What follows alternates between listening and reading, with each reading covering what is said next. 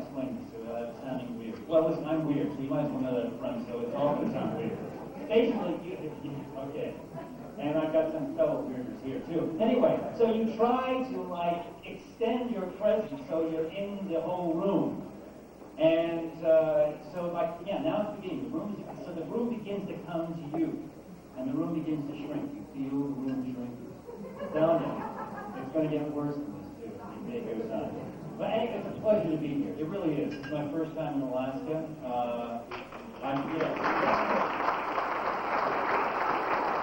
I've always wanted to come here. Always want to come here. And there's never been, I'm not the kind of person who says, oh, well, I guess I'll go on my vacation. Usually my vacations are always tied up with my work, which is it's a sick way of living, but that's me. That is a dirty job, but and I'm the one who does do it. Anyway, so, but then, I was thinking about that today, and it's one of the wonderful things about, now listen, if I were to talk like this, would there be anybody here that would be able to hear me? Don't do it? Video. All right, okay, I won't. It's always, all right, I'm beginning to gauge it. It's always so weird, like dealing with a sound system where you kind of hear yourself and it's kind of feeding your back into your head, and anyway. But it's like my entire life has been like this. Showing up to places that I've never been to before, and especially once I started dealing with this character Garrett in Star Trek. This has been probably the single most bizarre phenomenon of my career. It really has. And I mean this in the best possible way. I never thought, after 30-odd years of doing this professionally, that I would be meeting people who actually are the people who support me, which is what you do. Without you, I'm nothing. But I certainly don't have a film or television career. Like if you do a television show, nobody shows up, you know what happens to that television show. And the actor is back on the unemployment line, which is a very familiar place. But it's been that way ever since. I mean, they asked me to come and audition for this character, Garrett, and I'll be quite honest with you, I was not a Star Trek fan. I never saw Star Trek. I never saw the original.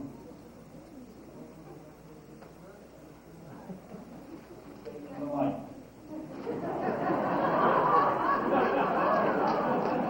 They want me to move back so I can stay in the light. I feel, I feel very weird here. I gotta tell you.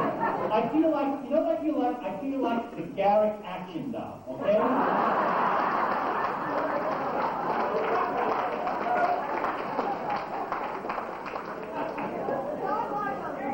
And if the Garrett action doll. Oh. Good afternoon. I am the Garrett Action Doll. Has anybody seen Zia? Anyway, we'll talk about reworking the lights for tomorrow, because this is odd. I expect the orchestra to come in here now and start playing, the Low Dolly or something. Anyway, okay, here's my light, right? I'm right in here, right? And I feel like I'm up against the wall. Okay, anyway. Oh boy, this is one for the books. This is a new one. Anyway. So I auditioned for this character called Garrett, and I know nothing about Cardassians. I don't know Cardassian from a salami sandwich.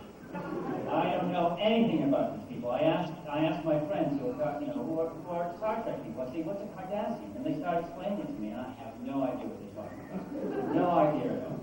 So then finally, I got an old episode of TNG in which David Warner plays that wonderful Cardassian who tortures Picard. And I thought, oh, great. Cardassian is something between Mr. Lizard and Mr. Pickle. That's what it is, with those bridges. And I fell in love with the bridges immediately. So I went in there, and sometimes in these auditions, you go to these places, and it's a leap of faith, blind love. Especially if something is. I'll take this.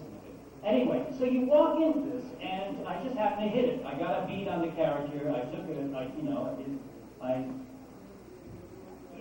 it's a mystery how this happened, but I hit it. I get hired for it, my life changes. Like that. Like that. I end up going to places and meeting people that I never thought I'd go or meet. And this is truly what amazes me about how it's also unexpected. I mean, I'm still marveling at these chandeliers. I mean, matter of fact, I'm thinking that maybe it is a Busby Berkeley musical that I'm doing. And pretty soon, not only the orchestra's going to come in, the dancing girl's going to come in too. But you don't know how difficult it is to, this show destroys actors. When they were looking for Captain Janeway on Voyager, there was this one actress who actually, I'm directing a play as we speak down in Los Angeles, and she's in the play. And her agent sent her the script for the Voyager pilot. And she's an extraordinarily good actress. Her name is Susan Sullivan. She was on Falcon Crest and has done a bunch of stuff. She got the script, and she was trying to learn the lines for the audition. And she called her agent back, and she said, I can't learn the lines. The lines won't compute. And there have been actors who've come on the show on DS9, wonderful actors, and they always hire really good stage actors because it's a kind of show where you need actors who are stage trained, and they'll walk onto the set, and especially if they have the kind of makeup that I have, and if they have to do 2.5 hours of makeup, which I do, then they suddenly get on the set, and there are these people pushing him around, telling him to get into the lights against these weird backgrounds, and they die. I mean, I've seen superb actors who couldn't remember their lines, and it was awful. And there was this one wonderful actor, and Sid will tell the story when he comes in later, because Sid was directing the episode. It was the first episode he's directed, and where Sid was actually behind the camera, feeding each line to this actor, a very experienced actor who just couldn't remember the lines. It's an awful, awful thing to happen. But, thank God. And when I first got into the Garrick makeup, and this costume that they put me into, which is basically a wetsuit, and it's built on neoprene, I'm a little claustrophobic to begin with. I seriously thought, I have to call my agent somehow. I got to get out of this. I know it's too late, but I got to get out of this. I'll give them the money back. I'll give them interest on the money. I don't care, because I'm going to die. I know it. And suddenly the sweat starts trickling underneath, the prosthetics, and you can't itch. All you can feel these rivers running inside you, sort of like the glacier melting, and it's really. But then, I found God. No, I found God a long time ago in a different way. But I decided I better find something, so I just learned how to meditate and cool out a bit. Anyway, listen, tell you about myself. I didn't tell you who I am. I mean, it's so arrogant to assume that you know who I am. I'm Avery Brooks, and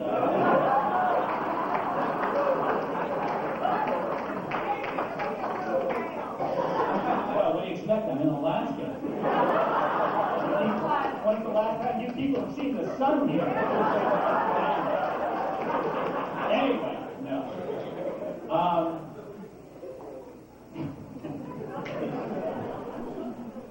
That's okay. It really is. I told you I was weird. I mean, there's no question about it.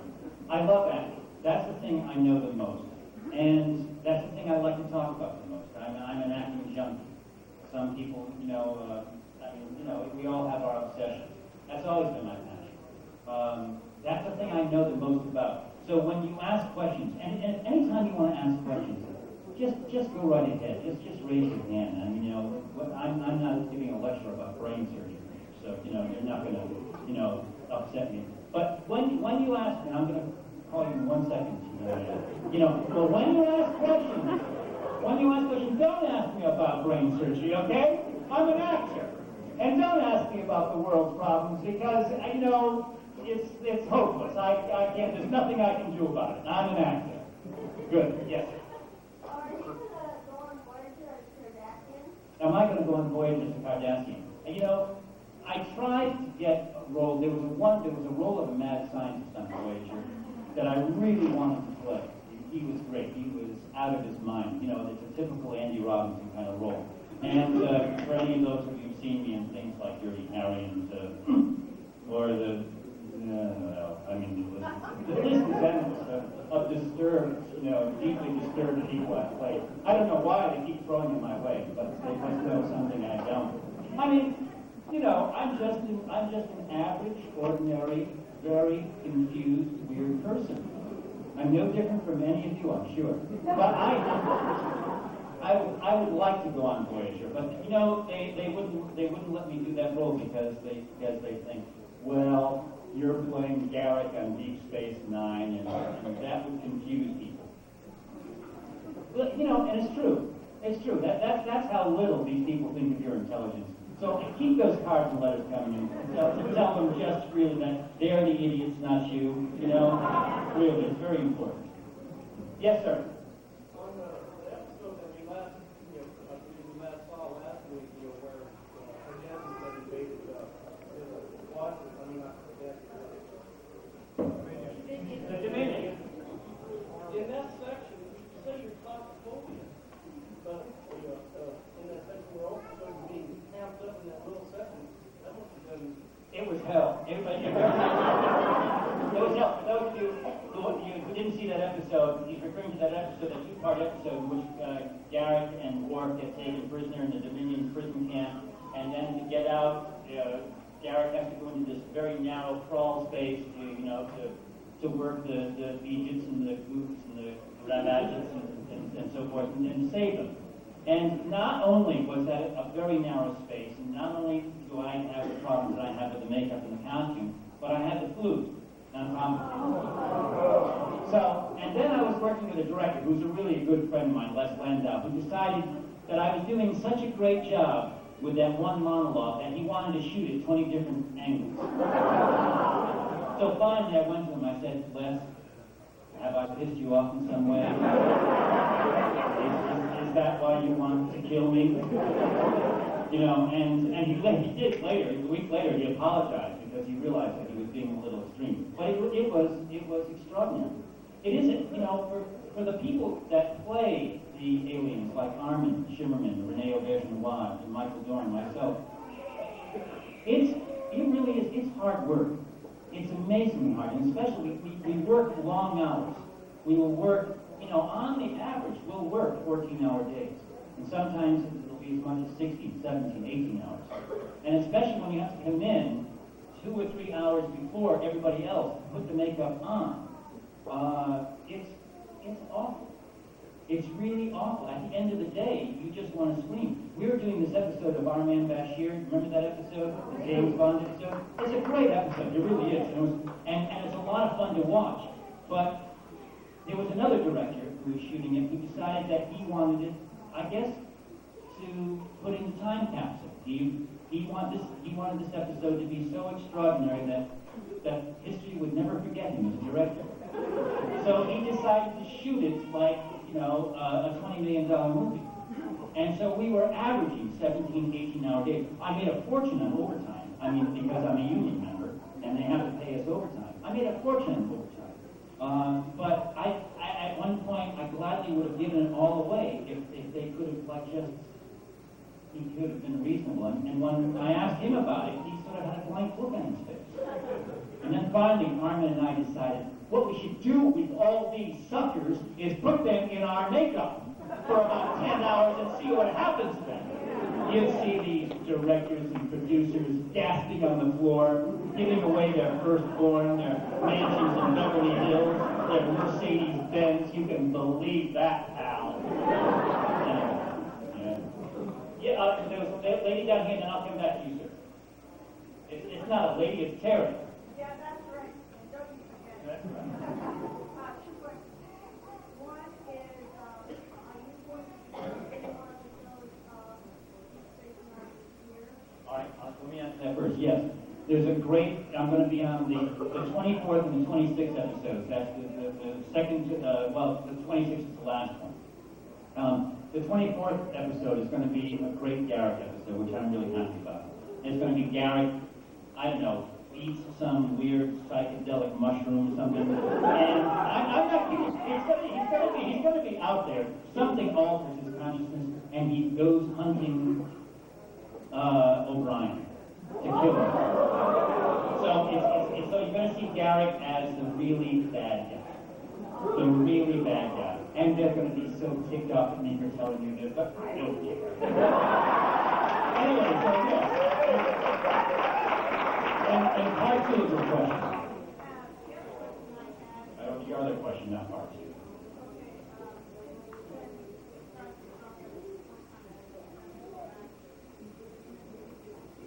Now, Sid described himself as a technical actor?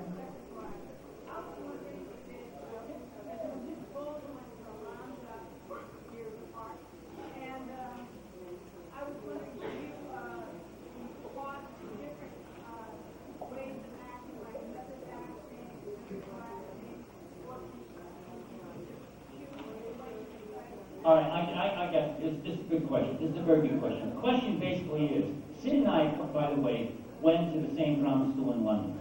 And as Carrie tactfully pointed out, there was a serious difference in time from when he went and when I went. Maybe 3 or 4 years. You didn't laugh too loud. That's great, thank you. Maybe I look good, in this Alaska air. Anyway, so Sid describes himself as a technical actor, and then when Sid describes himself as anything, don't believe him. Sid lies as much as Garrick. I mean, Sid is not, he doesn't lie as much, that's not true, but he is not a technical actor. He's wrong about that. Sid is an intuitive actor, absolutely intuitive actor, who has a really, he's what I would call a natural. He can walk, and you'll see when he comes on here later. Of course, he won't be doing what I'm doing because I'm a trained elephant. I'm standing here because this is not mine. Well, basically, I want to do this. I want to run. I want to talk to you.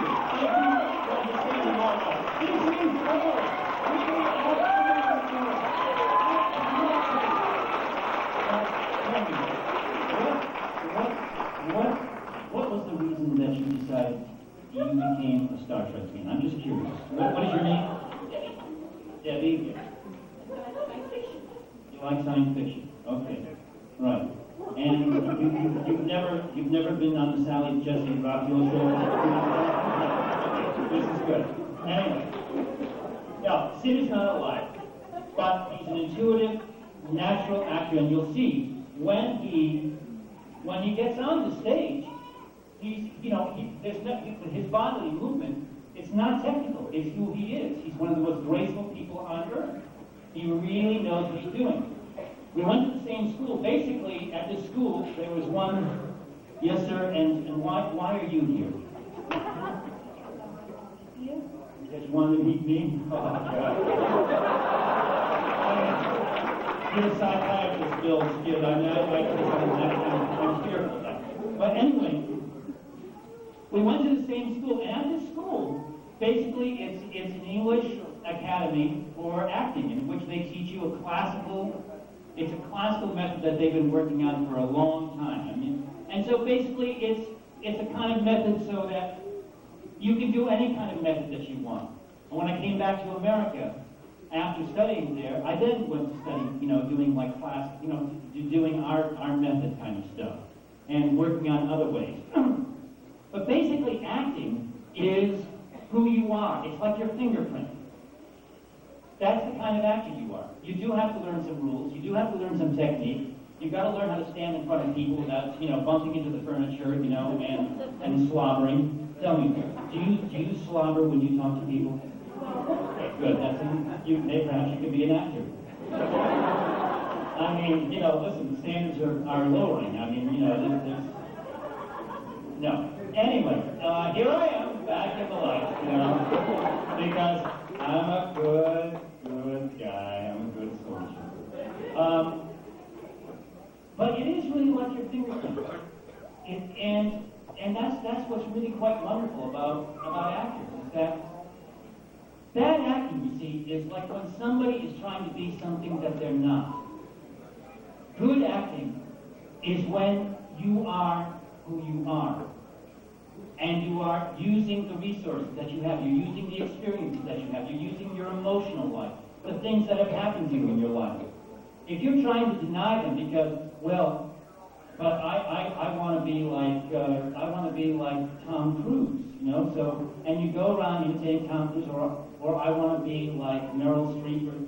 That's bad acting. Basically, good acting is about being honest about who you are and learning something about yourself. And that's why I love being an actor, because I learn something about myself every time I act. I learn something about myself coming here today and talking to you, because you are mirrors. And that's why it's an amazing thing for me to be playing this character on television and coming to meet you at these conventions. It really is. And when I ask you why, and when and perhaps maybe some of you raise your hand and you will share this with me. I am always absolutely continually fascinated with why people are Star Trek fans, and why do you come to these conventions? And why this phenomenon has lasted for 30 years?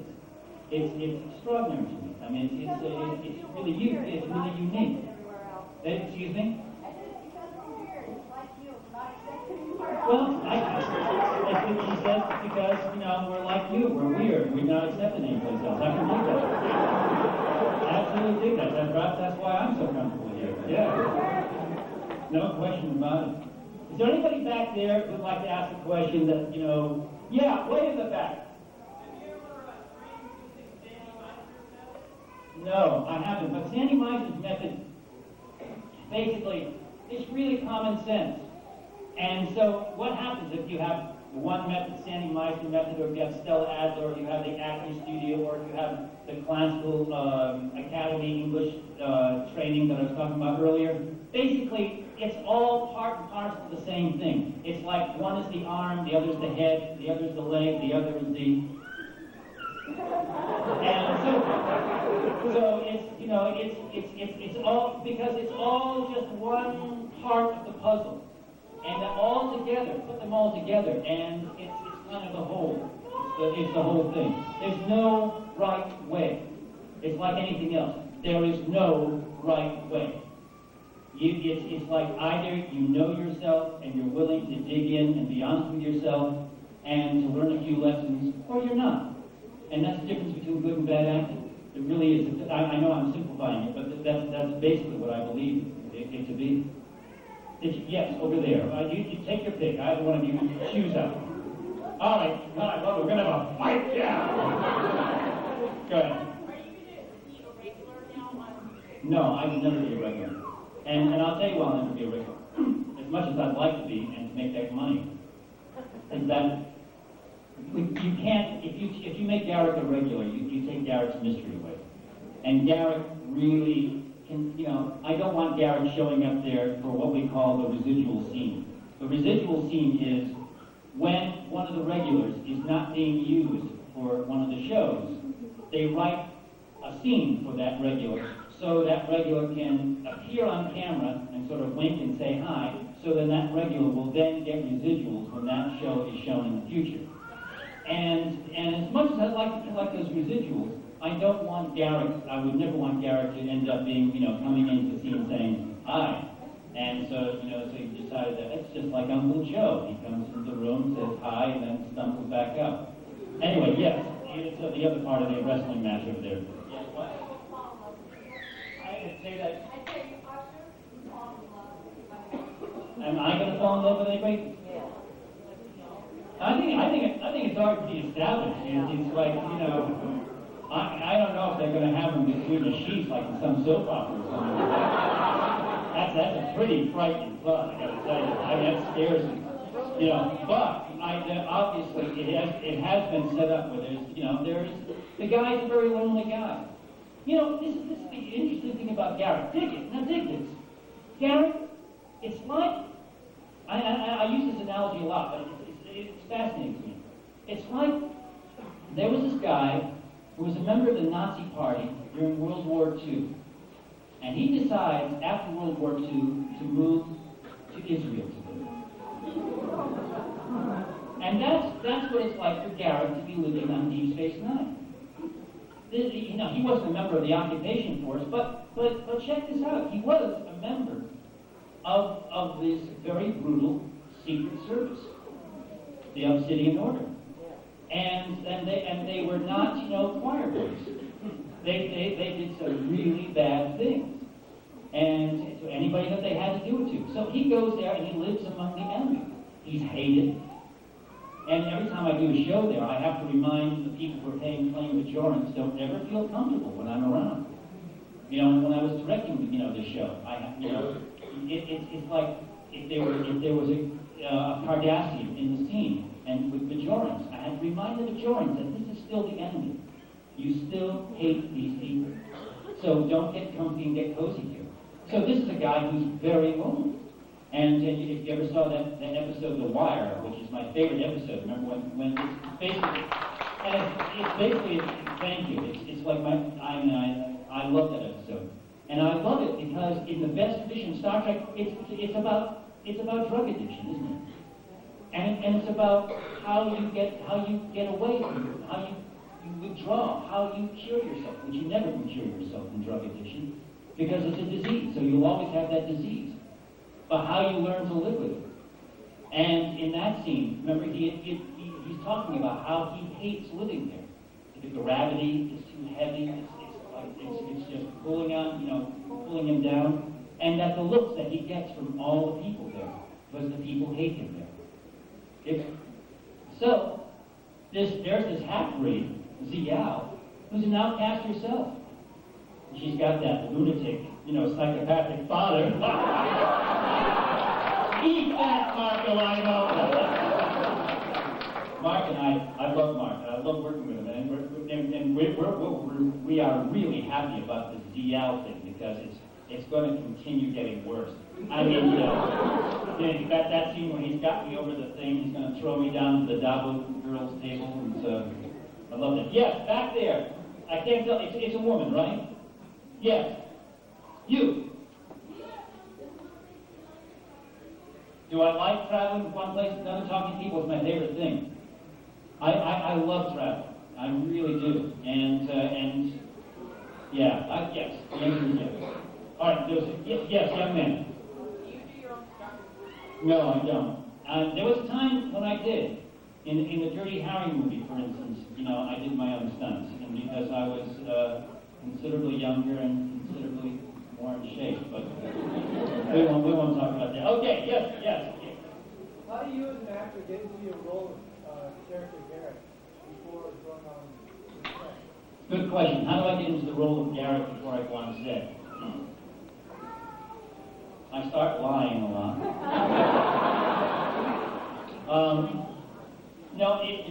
Remember that scene with Worf in an episode earlier this year where that was the two parties, yeah. And where he's telling Worf that he wants to be a member of, he wants to join Starfleet Academy.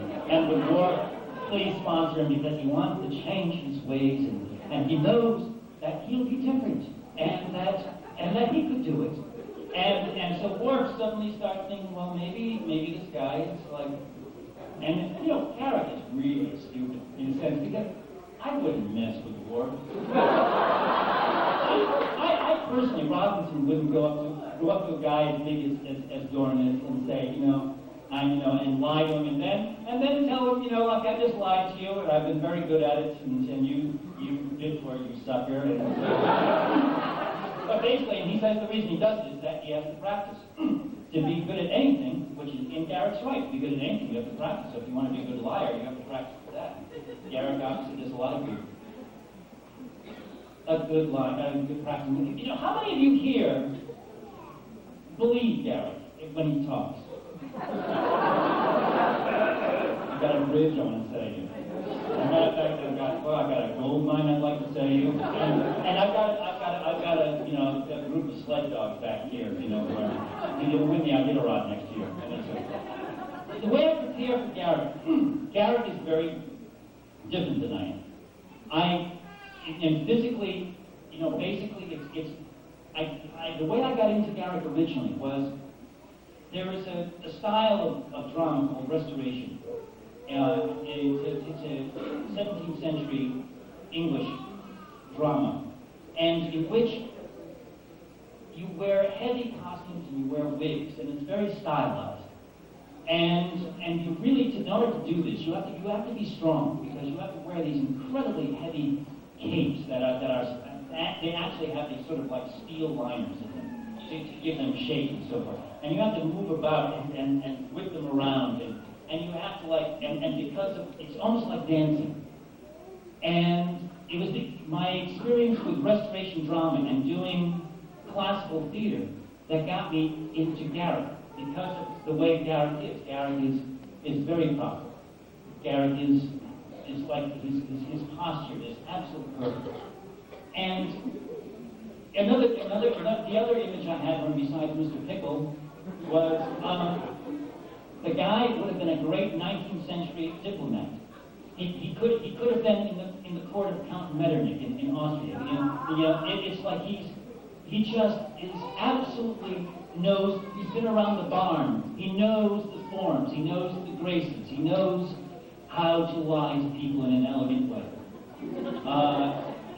which is what all those diplomats and politicians learn. How to lie to people in new ways. If you saw, well, I don't want to get into that. Stop it, Robin. Stop it. Okay. I'm sorry. It's okay, but just stop. I won't. Sorry. I said I will. So go on. Anyway. Yes, sir. What does canard taste like? Canard tastes like it's cranberry juice, and I think Pat the prop man laces it with cranberry juice and I think a little battery acid. I don't know. These are things that we make up with our... Yes, sir. Two quick questions. First, at about what age did you decide being an actor is what you wanted to do? And then when you embarked on your acting career, was there ever a time where, because of family concerns like wife or kids, or because you just weren't getting roles, you came really close to joining the towel? Yeah, good question. Ever since I can remember, I had a really lousy childhood, which I'm sure nobody here can relate to. And I used to go to the movies a lot. It's my earliest memories, honestly. I started sneaking into movies in Hartford, Connecticut, where I was living when I was a kid. And so, there were times when I would sneak into 2 and 3 movies a day. And I would go and see the same, or I would see the same movie and watch the same movie 2 or 3 times. And so probably ever since I can remember, I always wanted to be an actor. But the reality, of course, was something else. When it came time, I've told the story before, but it's really quite a wonderful story. I was going to the University of New Hampshire, and I got kicked out after my sophomore year for political reasons. I was, one of those, wild-eyed, politicos in those days. And, you may not have been the cause you were, espousing at the time. And I went to New York, and I thought, well, I'll go to New York and I'll finish school, and maybe when I go to New York I can be an actor. I went to New York, and it was the Big Apple, man. And it scared the out of me. I mean, it really... So when I decided, well, hell with that. I guess I'll go and teach, and I'll be a newspaper man, or a couple other things I was thinking of. I was actually also thinking about being a diplomat, too. It's funny, too. Because I used to lie a lot, Some people would claim I still do, but they're confusing me with Garrick. Anyway, so I went back on a visit back to New Hampshire, and to see some friends of mine, and I was in this coffee shop waiting for them when this old art history teacher showed up, and he was this crazy Italian guy, Fasinelli. So he sits down and he says, "What are you doing?" He talked like that. He literally talked like that. "What are you doing?" I said, "Well, I'm going to school down in New York." And what are you going to do in your life? And I said, "Well, I'll probably teach. And they said, no, you're not going to teach. You're going to be an actor.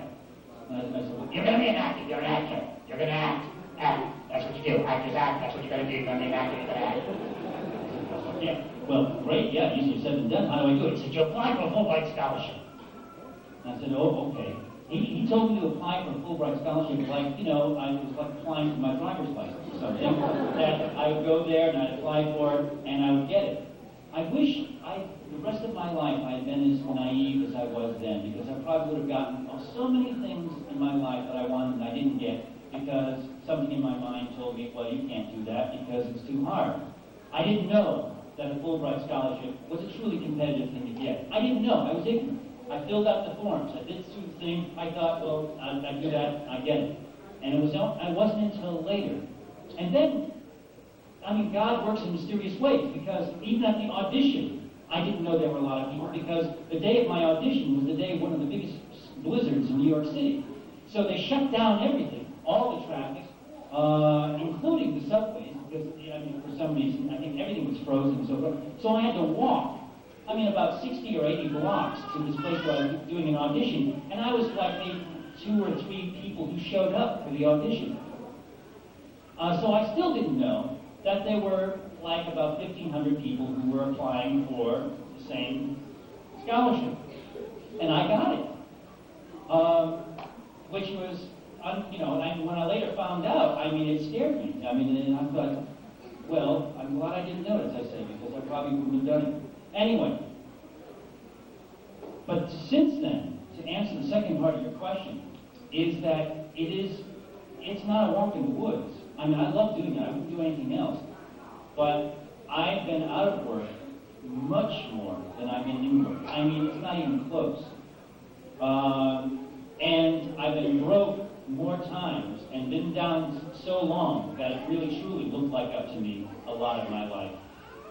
But when I love doing it. And so I would do it. Right now I'm a member of this theater company, and we make absolutely no money. And in theater, you don't make any money. You can't make any less and less do you make money in theater. So we moved to California to do film and television. But every, Jack's mother's son and daughter is also moving to these places to become an actor. So that I would say that for every role that's available, there are probably, what was that figure you used before, Irene?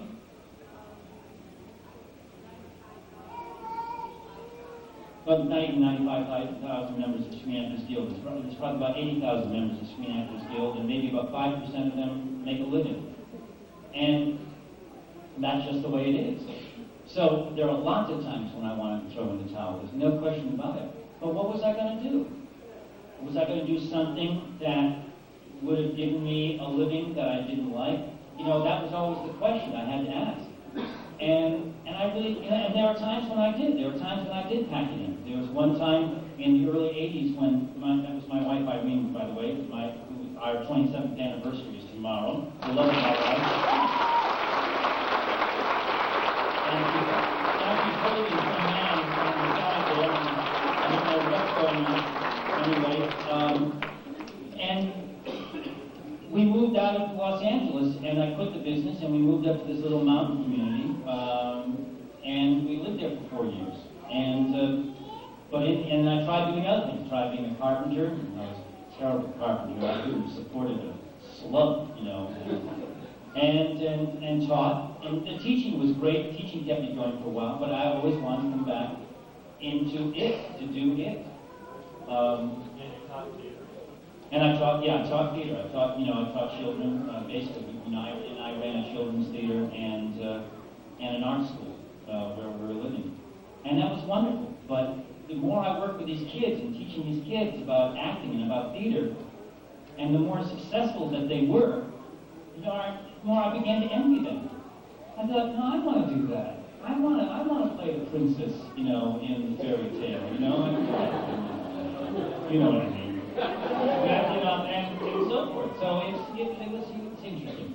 Who else is out there? Wait, let me get somebody back. All right, ma'am, you're there. You got your hand up. It's you. Stand up too. Declare yourselves. What the hell? Our actors selected to direct episodes. It's up to Rick Berman. Rick Berman makes the final decision, who's the exec on all the Star Trek shows.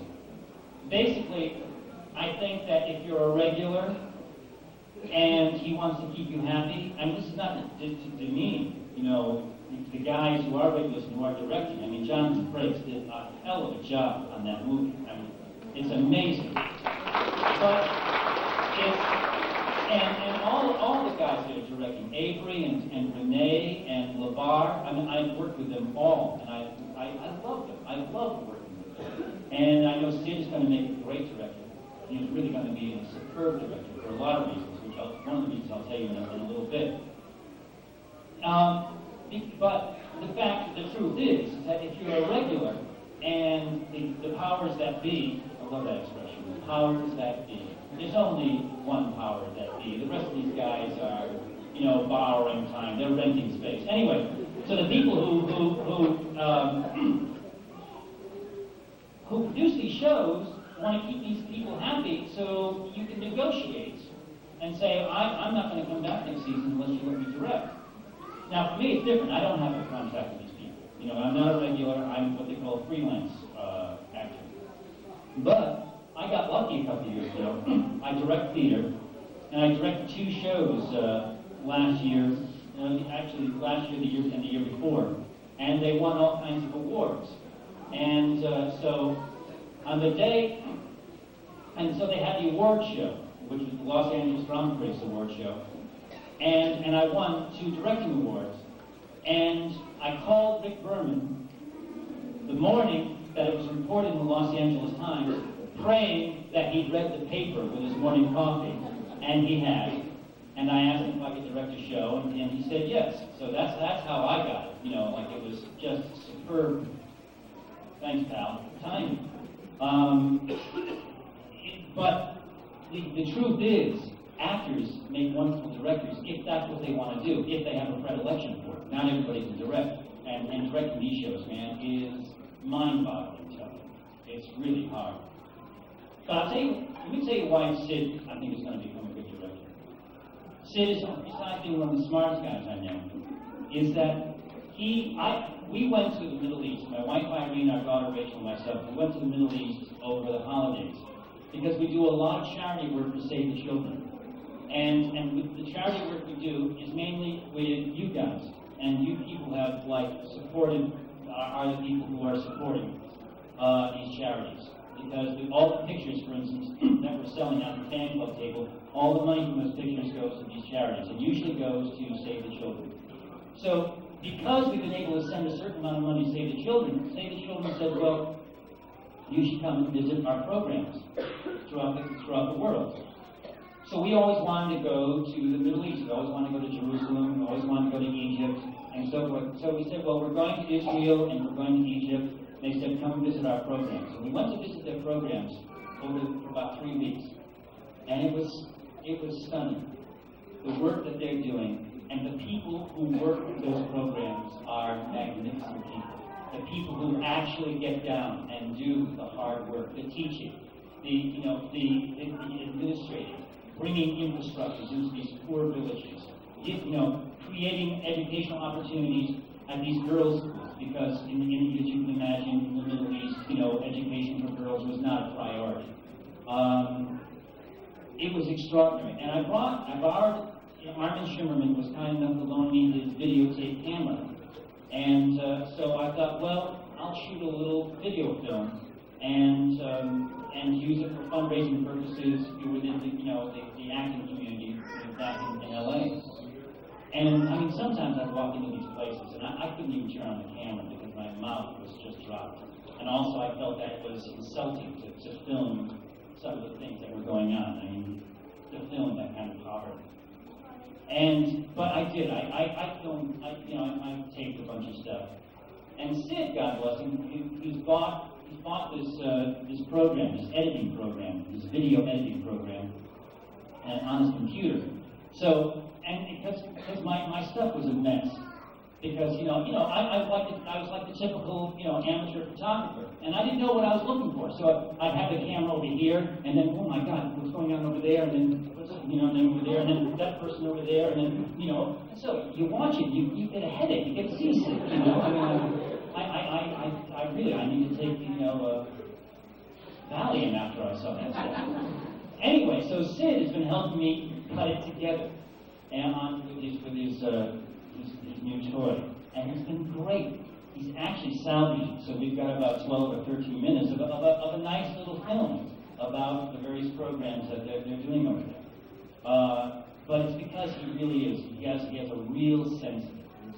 And his episode, I don't know when his episode is going to show, but it should be on pretty soon, and it'll be a good one. Anyway, yes, ma'am. No, ma'am, that's Ansha. I think with your hair, it's so different. You look like a different person. Yes, I'm sorry. Yes, go on. I mean, when the show is transforming after next season, do you already plan to make more theater or other projects? Yeah, well, and probably because this is the 5th season. Deep Space Nine will definitely go one more season. There's no question about it. It probably will end after that.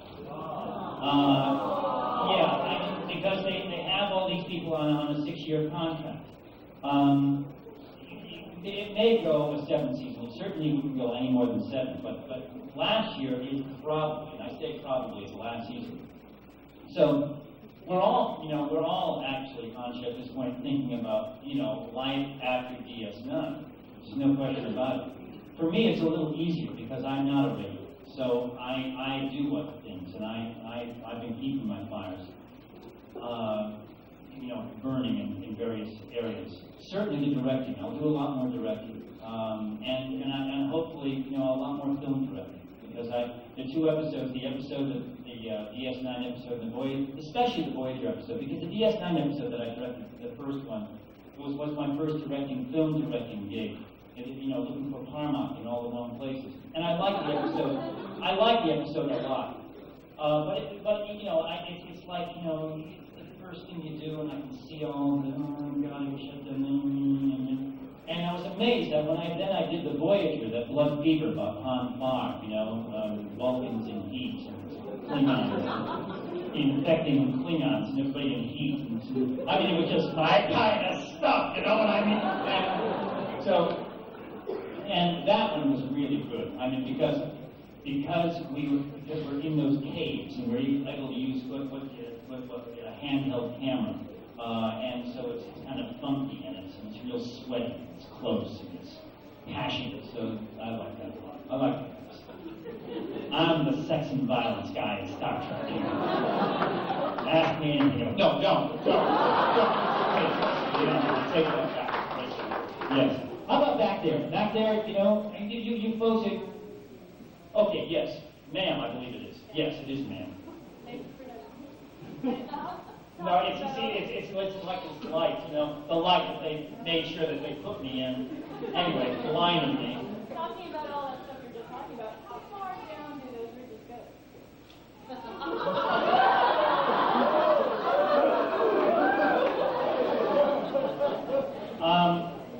So funny, Ansha brought me a Cardassian fan magazine from Germany.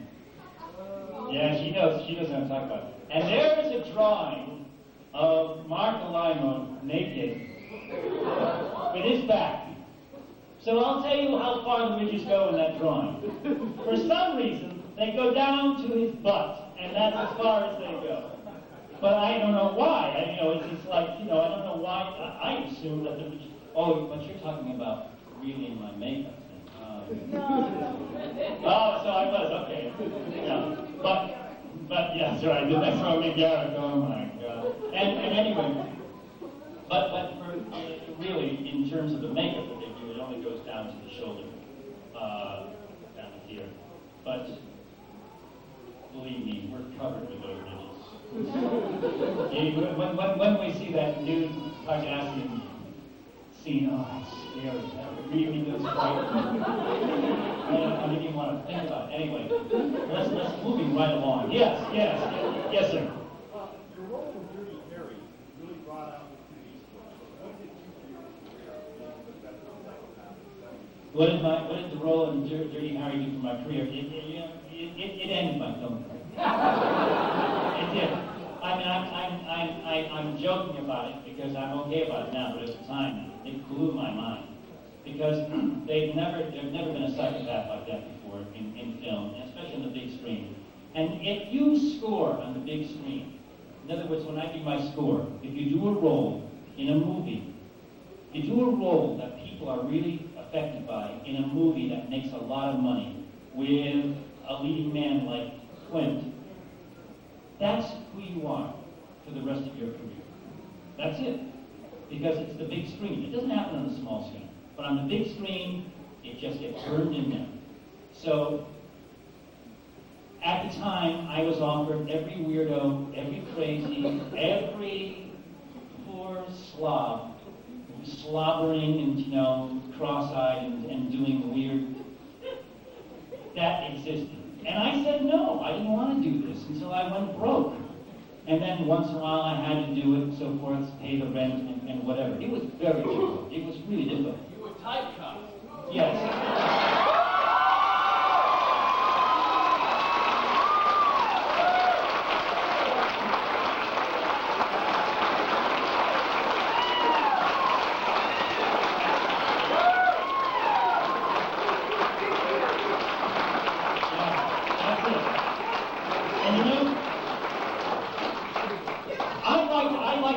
I'd like to introduce this man.